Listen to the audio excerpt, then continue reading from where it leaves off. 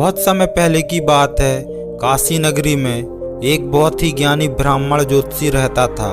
उस ज्योतिषी की प्रसिद्धि बहुत दूर दूर तक फैली हुई थी और बहुत दूर दूर से लोग अपना भाग्य दिखाने उस ज्योतिषी के पास आया करते थे।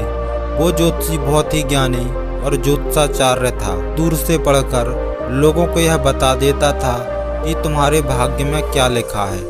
वह ज्योतिषाचार्य भूत, भविष्य और वर्तमान तीनों कालों का ज्ञान रखता था। उस ज्योतिषी के घर एक दिन परम तेजस्वी और बहुत ही सुंदर बालक ने जन्म लिया। ज्योतिषी और उसकी पत्नी उस बालक का बड़े प्यार से पालन पोषण करने लगी। धीरे धीरे जब वो बच्चा बड़ा हुआ और उसकी अवस्था जब 7 वर्ष की हुई तो एक दिन बालक ने देखा कि उसके पिता के सामने बहुत से लोग बैठे हुए हैं और उसका पिता सभी का बारी बारी से भाग्य देख रहे हैं और लोगों को भूत, भविष्य और वर्तमान के बारे में बड़े अच्छे से बता रहा है। जब उस बालक ने यह सब देखा तो उसे भी अपना भाग्य दिखाने की उत्सुकता हुई और इसी उत्सुकतावश वह अपने पिता के पास पहुंच गया और कहने लगा, पिताजी, आप सभी का भाग्य देखते हैं और सबको उनके भाग्य के बारे में बताते हैं, तो क्यों ना आज आप मेरा भाग्य भी देख लीजिए और मुझे बताइए कि मेरे भाग्य में क्या लिखा है। उस बालक की बातों को सुनकर ज्योतिषी बोला, पुत्र, अभी तुम छोटे बालक हो, अभी तुम्हारी भाग्य दिखाने की अवस्था नहीं हुई है। जब तुम्हारी अवस्था हो जाएगी तब मैं तुम्हारा भाग्य अवश्य देखूंगा और तुम्हें सब कुछ बता दूंगा।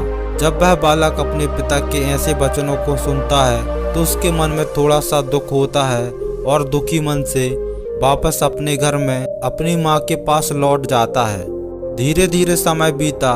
एक दिन वह ज्योतिषी लोगों का भाग्य देखने बैठा हुआ था कि तभी खेलते खेलते उसका पुत्र उसके पास पहुंच गया और फिर से भाग्य दिखाने की जिद करने लगा। ज्योतिषी बोला, अच्छा ठीक है, मैं तुम्हारा भाग्य देखता हूँ, मेरे सामने आकर बैठ जाओ। और इसी प्रकार वो ज्योतिषी आज अपने पुत्र का ही भाग्य देखने लगा। उस ज्योतिषी ने अपने ग्रंथ को खोला और जब उसने गणना की तो उस ज्योतिषी ने देखा कि मेरे पुत्र का विवाह तो एक नीच कुल की, एक नीच जाति की एक कन्या के साथ होना लिखा है। जब उसने ये देखा तो ज्योतिषी सोचने लगा, अब क्या होगा। मैं जाति से उच्च कुल ब्राह्मण हूँ और मेरे पुत्र का विवाह नीच कुल की जाति कन्या से होगा। यदि ऐसा हो गया तो मैं कहीं का ना रहूँगा और किसी को अपना मुँह दिखाने लायक नहीं रहूँगा। नहीं नहीं, मैं ऐसा नहीं होने दूंगा।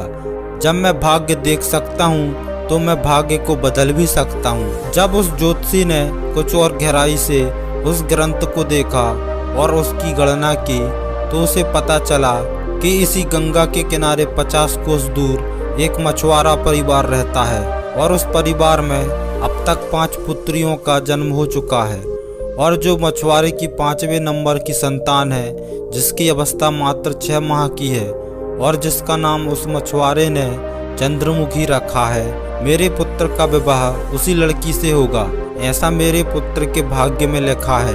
तो उस ज्योतिषी ने सोचा कि मैं अपने पुत्र के भाग्य को जरूर बदलूंगा, मैं इसमें समस्त भी हूँ। जब मैंने अपने पुत्र के भाग्य को देख ही लिया है तो मैं इसे बदल भी सकता हूँ। ज्योतिषी कहता है, मैं भी आज देखता हूँ कि भाग्य बड़ा है या मैं बड़ा हूँ। आज वो ज्योतिषी ब्रह्मा के लिखे विधान को बदलने के लिए चल देता है और चलते चलते पहुँच जाता है उस मछुआरे के घर। जब उस मछुआरे ने देखा कि काशी के एक महत्व ज्योतिषाचार्य उसके द्वार पर खड़े हैं तो उस मछुआरे ने उस ज्योतिषी का बड़ा ही आदर सत्कार किया और कहने लगा, मुझ जैसे गरीब की कुटिया में आप पधारे, ये तो मेरे लिए बहुत ही भाग्य की बात है। तो ज्योतिषी कहने लगे, हे मछुआरे, मैं किसी उद्देश्य से तुम्हारे पास आया हूँ। मैं तुमसे ये जानना चाहता हूँ कि 6 माह पहले आपके घर में किसी कन्या ने जन्म लिया है।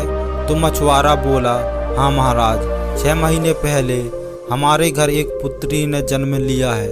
ज्योतिषी कहता है, क्या उसका नाम चंद्रमुखी है?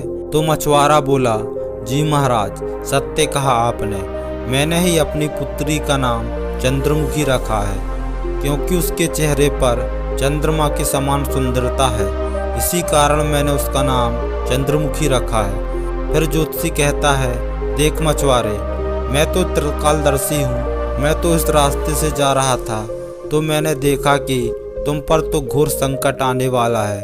जब तक तुम्हारी छोटी पुत्री तुम्हारे घर में रहेगी तब तक तुम्हें पुत्र रत्न की प्राप्ति नहीं होगी। हे मछुआरे, या तुम अपने घर के आंगन में पुत्र खेलता हुआ देखना चाहते हो तो तुम्हें अपनी छोटी पुत्री को अपने घर से दूर भगाना होगा। ज्योतिषी के इस वचनों को सुनकर मछुआरा बोला, महाराज, अभी तो वह नवजात बालिका है, उसकी आयु तो अभी मात्र 6 माह की है।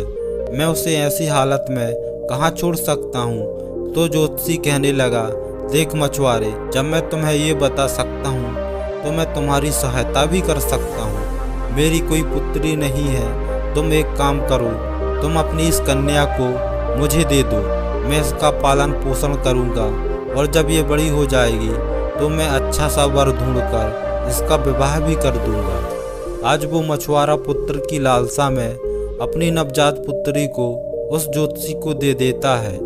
ज्योतिषी मन ही मन बहुत ही खुश होता है और उस छोटी सी कन्या को लेकर चल देता है। चलते चलते वह ज्योतिषी सोचता है, यदि मैंने इस कन्या को मार दिया तो मुझे बाल हत्या का पाप लग जाएगा। उस कन्या से छुटकारा पाने के लिए वह ज्योतिषी एक बढ़ई के पास जाता है और उस बढ़ई से एक छोटा सा लकड़ी का बक्सा बनवाता है और उस बक्से में वह नवजात कन्या को सुलाकर उसे माँ गंगा के जल में प्रवाहित कर देता है। और ज्योतिषी सोचने लगते हैं कि ये बक्सा कुछ दूर ही जाएगा और अपने आप ही डूब जाएगा और ये लड़की भी मर जाएगी। इस तरह इससे मेरा पीछा भी छूट जाएगा और मुझे बाल हत्या का पाप भी नहीं लगेगा। परंतु इस दुनिया का क्या कोई ऐसा व्यक्ति है जो किसी के भाग्य को बदल सकता है? क्योंकि उस लड़की के भाग्य में जीना लिखा था, मरना तो लिखा ही नहीं था। इसी कारण वो बक्सा उस गंगा के जल में डूबता नहीं है और माँ गंगा उसे बहाते बहाते एक गांव के किनारे पर लगा देती है। उधर उस गांव का पंडित सुबह सुबह स्नान को आता है तो उस पंडित की नज़र उस बक्से पर पड़ती है। जब वो पंडित उस बक्से को खोलता है तो वह देखता है कि बक्से के अंदर बहुत ही सुंदर कन्या उसमें लेटी हुई है। वो पंडित संतानहीन था और माँ गंगा से रोज संतान प्राप्ति की प्रार्थना करता था। उस बच्ची को देखकर वह पंडित सोचने लगा कि माँ गंगा ने ही मेरे लिए इस पुत्री को संतान बनने के लिए भेजा है और मेरी प्रार्थना माँ गंगा ने स्वीकार कर ली है। और इस तरह वो पंडित वो कन्या को लेकर अपने घर की ओर चल देता है। जब पंडित अपने घर पहुंचकर उस कन्या को अपनी पत्नी को दिखाता है तो उसकी पत्नी कहती है, ये आप किसकी पुत्री ले आए, बड़ी ही सुंदर है। तो पंडित अपनी पत्नी से कहने लगे कि माँ गंगा ने हमारी प्रार्थना स्वीकार कर ली है और इस कन्या को हमारी संतान के रूप में माँ गंगा ने हमारी झोली में डाल दिया है और आज से ये हमारी एक लौती पुत्री है। इसका हम बड़े अच्छे से लालन पालन करेंगे और इसे अच्छे अच्छे संस्कार देंगे, इसे किसी भी चीज की कमी नहीं होने देंगे। और इस प्रकार वो पंडित और पंडितानी उस कन्या का लालन पालन करने लगे। समय गुजरा और समय के साथ वो कन्या भी बड़ी हुई। जैसे जैसे वो कन्या बड़ी होती गई वैसे वैसे उसकी सुंदरता में 4 चांद लगते गए। वो इतनी सुंदर हो गई थी कि उसके सामने इंद्र की अप्सराएं भी उसके सामने कुछ नहीं। जब वो लड़की थोड़ी और बड़ी हुई तो एक दिन पंडितानी पंडित से बोली, हमारी बिटिया अब बड़ी हो गई है और इसकी विवाह की उम्र भी हो गई है। आप कहीं जाकर अच्छा सा वर ढूंढकर बिटिया का विवाह कर दो। पत्नी की बात सुनकर वह पंडित जी अपनी पुत्री के लिए वर देखने के लिए निकल पड़ते हैं। जब आसपास कोई योग्य वर नहीं मिलता तो पंडित जी पुत्री के लिए वर ढूंढते ढूंढते काशी नगरी पहुंच जाते हैं। जब वे काशी के लोगों से पूछते हैं कि कोई ऐसा ब्राह्मण परिवार है जिसका कोई पुत्र विवाह के योग्य हो, तो काशी के लोग उस ज्योतिषी के बारे में बताते हैं कि बहुत ही संस्कारी परिवार है और उन ज्योतिषी का एक लौता पुत्र भी है और उसकी उम्र भी विवाह के योग्य है। यदि आपकी बात उस परिवार के साथ बन जाए तो आपकी पुत्री बहुत ही सुखी रहेगी। लोगों की बातों को सुनकर आज वो पंडित जी उस ज्योतिषी के घर शादी की बात करने चल देते हैं। ज्योतिषी के जब वे घर पहुंचते हैं, वहां पर ज्योतिषी से मिले और जब पंडित जी ने अपनी पुत्री की सुंदरता के बारे में बताया और ज्योतिषी को अपने आने का मकसद बताया कि हमारी एक पुत्री है और उसका विवाह हम आपके पुत्र के साथ करना चाहते हैं, तो ज्योतिषी भी बड़ा खुश हुआ कि चलो, जो मेरे पुत्र के भाग्य में लिखा था अब वो बदल गया है और एक ब्राह्मण अपनी पुत्री की शादी के लिए मेरे पास आया है।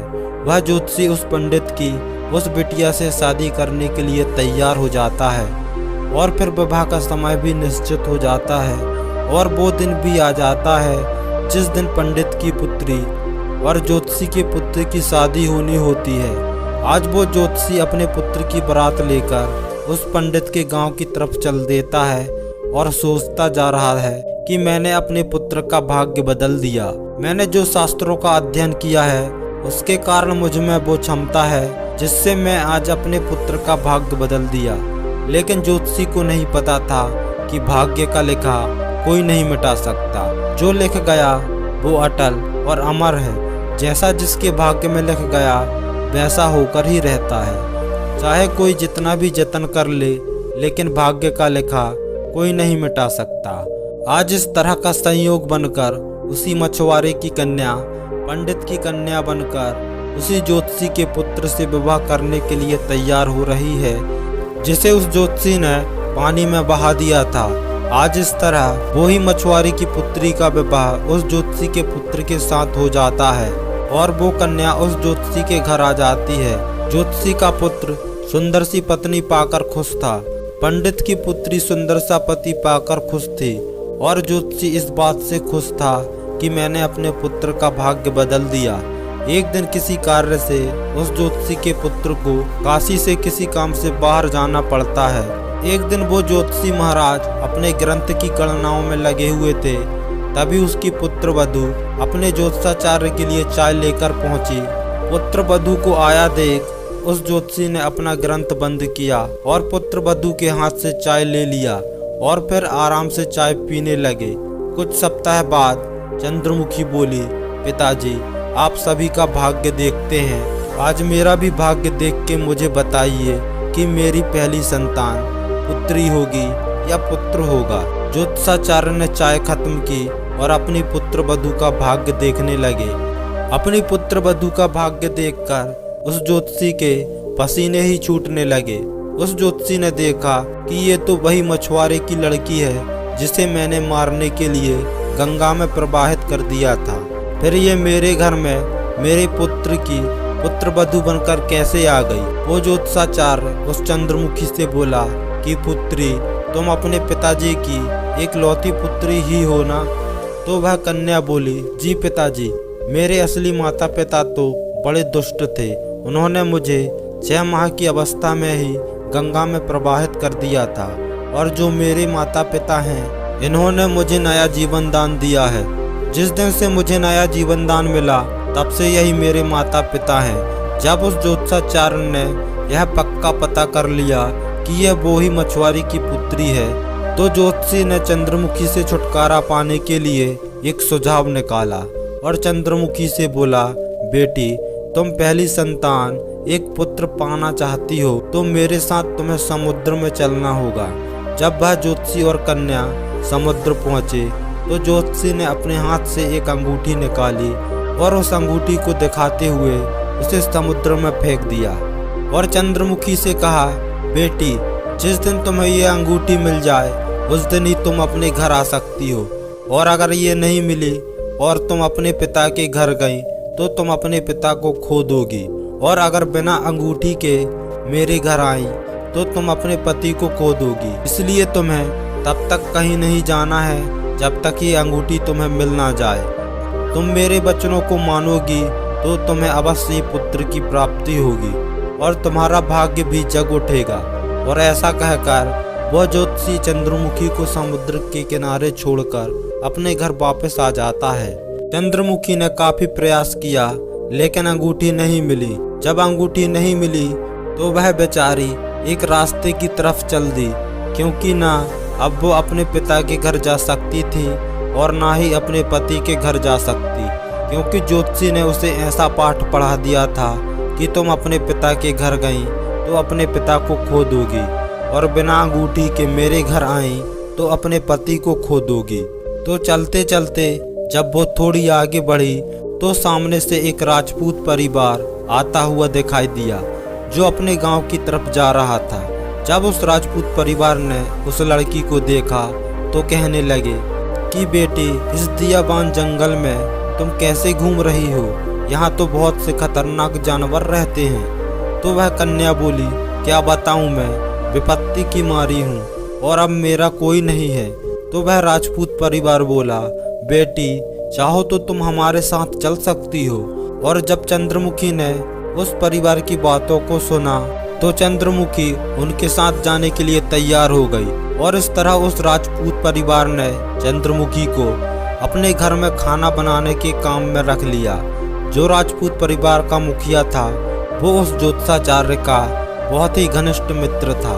और उधर जब ज्योतिषी का पुत्र वापस घर लौट आया और अपने पिता से चंद्रमुखी के बारे में पूछा तो ज्योतिषी ने झूठ मूठ का बता दिया कि गंगा स्नान करते समय तुम्हारी पत्नी डूबकर मर गई। और वहां राजपूत परिवार जिस गांव में निवास करता था उसी गांव का एक पंडित अपनी लड़की का रिश्ता लेकर उसी ज्योतिषाचार्य के घर पहुंच गया। उस पंडित ने ज्योतिषाचार्य के पुत्र से अपनी पुत्री के विवाह के लिए प्रस्ताव रखा। तो ज्योतिषाचार्य उस पंडित से बोले कि तुम्हारी पुत्री के साथ विवाह तो कर लेंगे, लेकिन विवाह से पहले हम लड़की को देखेंगे जरूर, उसके बाद ही विवाह करेंगे। क्योंकि ज्योतिषाचार्य को डर था कि कहीं मछुआरे की कन्या से फिर से विवाह ना हो जाए जो उसके भाग्य में लिखी है। वो पंडित उस ज्योतिषी की बात मानने के लिए तैयार हो गए।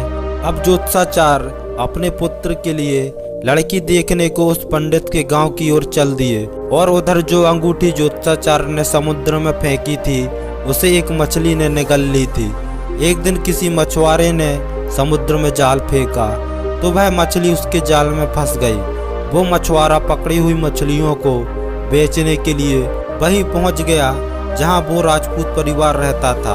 परिवार के मुखिया को मछलियां खाना बहुत ही पसंद था, इसलिए वह राजपूत ने उस मछुआरे से कुछ मछलियां खरीद ली और उन मछलियों को घर लाकर चंद्रमुखी से बोला, बेटी, मेरे लिए इन मछलियों को बना दो।